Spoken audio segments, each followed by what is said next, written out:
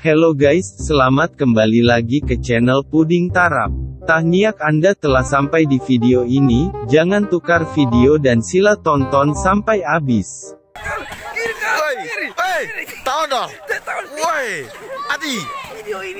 Kenapa?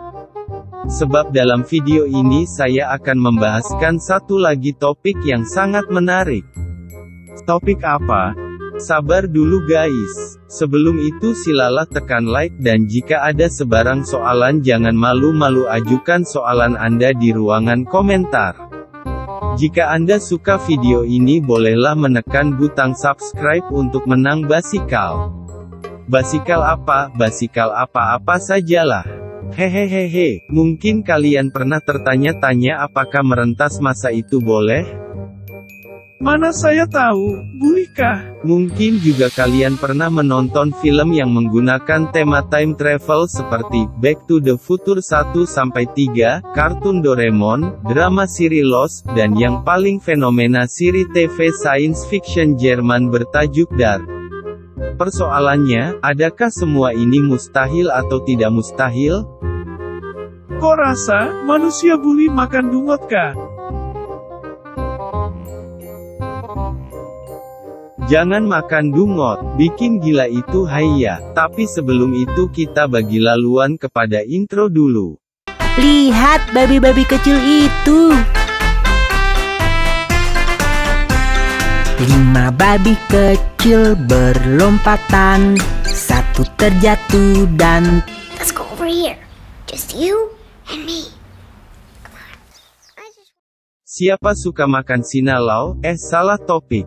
Saya suka makan sinalau anjir.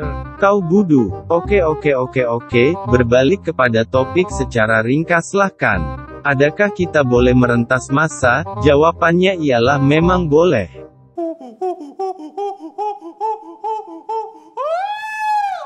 Saat kamu menonton video ini dari saat ini pun, sebenarnya kamu sedang merentas masa. Ini karena masa sedang bergerak ke hadapan. Walaupun kamu sedang tidurkah, sedang birakah, sedang mandikah, sebenarnya kamu sedang merentas masa. Tapi kamu tidak sadar. Kau ini goblok, karena kau ini rambut pun tiada. Bapak saya kambing. Dia dulu kan dia tangkap itu harimau, dia kasih masuk di mata dia. Kenapa kamu tidak sadar? Sebab rata-rata manusia di dunia ini tidak memahami konsep dan cara masa itu bergerak. Sebab itu ada manusia yang mempersia-siakan masa mereka. Masa diukur dengan 3 bahagian yang selalu disebut dalam buku, yaitu jam, menit dan saat. Ini tidak termasuk milisaat yang bergerak lebih laju dari saat. Tapi ini tidak payahlah diceritakan secara terperinci dalam video ini. Nanti kamu bingung.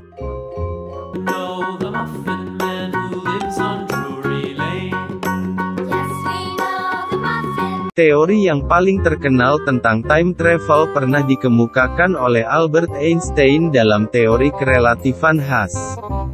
Di mana dalam teori ini beliau mengatakan jika kita boleh mengatasi atau bergerak seiring dengan kelajuan cahaya, maka kita boleh melakukan rentasan masa ke hadapan.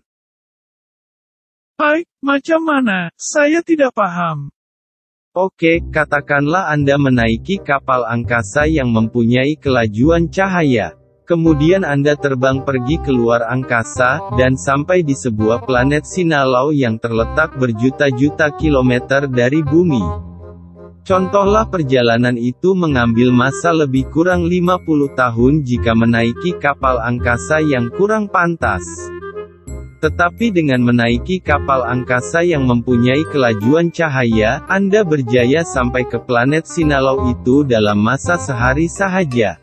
Sampai di planet sinalau, Anda birak sekejap, dan terus balik ke bumi. Jumlah perjalanan pergi dan balik mengambil masa 2 hari dengan kapal yang sepantas cahaya. Manakala jika menggunakan kapal biasa, akan mengambil masa lebih kurang 100 tahun. Apabila Anda sampai di bumi, 100 tahun telah berlalu. Kawan-kawan Anda sudah tiada, tetapi Anda masih sama seperti sebelum berlepas. Cuma tua 2 hari sahaja. Fahamkah? Tu burung apa? Burung puyuh tu atas tu. Pahamkah tidak? Ini karena, semakin pantas Anda menaiki sebuah objek itu, maka semakin perlahan masa, atau usia Anda yang dihabiskan. Sama juga kalau kita memandu kereta dengan laju, kita akan tiba di tempat destinasi dengan lebih awal. Maksudnya, tidak banyak masa kita yang dihabiskan semasa memandu. Fahamkah? Pahamkah tidak? Puyuh tu atas tu. Jadi untuk merentas masa ke hadapan, memang ada kemungkinan yang tinggi. Tapi bagaimana pula untuk merentas masa balik ke masa lalu? Balik ke masa lalu? Untuk travel balik ke masa lalu, memang agak mustahil dan belum ada lagi teori bernas yang pernah dikemukakan oleh mana-mana saintis dan ahli fizik di bumi. Tetapi ada satu cara, yaitu dengan menggunakan wormhole. Wormhole ialah sebuah lohong atau lubang yang menghubungkan 2 atau 3 ruang masa yang berlainan. Aduh, bingung aku. Contohnya, satu pintu atau portal masa yang terletak di kota Kinabalu, dan satu lagi terletak di Ranau. Jika kita masuk portal masa yang terletak di kota Kinabalu, maka kita akan keluar di pintu yang terletak di Ranau. Tetapi apabila kita sampai di Ranau, kita bukan tiba di tahun yang sama. Ini disebabkan apabila kita berjalan di dalam laluan portal itu, masa bergerak dengan perlahan. Contoh, jika kita masuk pintu di kota Kinabalu pada tahun 2021, kemudian kita berjalan dalam lohong itu selama 2 menit, kemudian kita keluar di pintu yang berada di Ranau 15 tahun lalu, yaitu pada tahun 2006.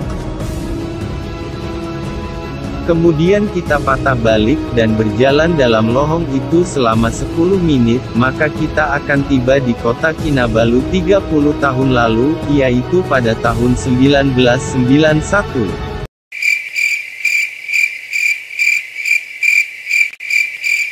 Tetapi itulah, setakat ini belum ada bukti yang dapat menyokong andaian-andaian ini.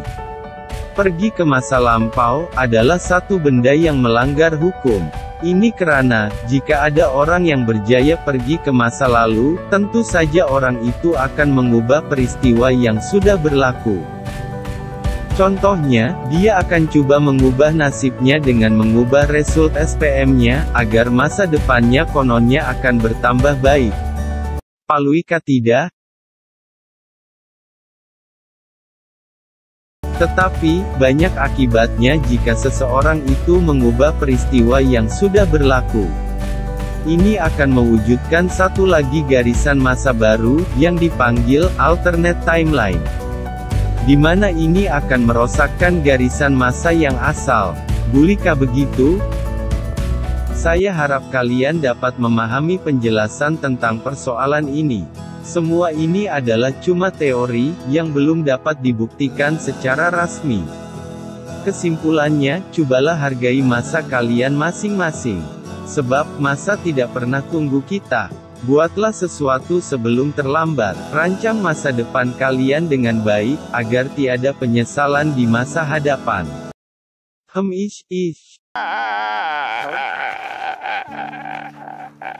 Terima kasih kerana menonton sampai di sini. Support channel ini, dengan menekan like dan subscribe. Subscribe itu percuma, Anda tidak akan rugi. Itu saja untuk kali ini, kita jumpa lagi di video akan datang. Bye.